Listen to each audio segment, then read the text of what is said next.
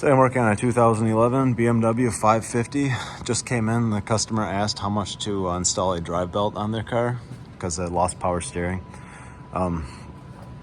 Lifted it up in the air and looked, and the crankshaft, the dampener was pretty much just laying in the belly pan, and the belt was all tangled up everywhere. So what happened is somebody was putting a water pump on this car. As you can tell, that's brand new, and they forgot to tighten the crank bolt up all the way afterwards.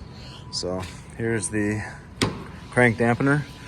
You can see that where the key goes here, it's damaged, and everything is kind of opened up, and this is pretty mangled. This was just laying in the belly pan, and the end of the crankshaft that holds the key in place, if you get a mirror and look up there, it's damaged.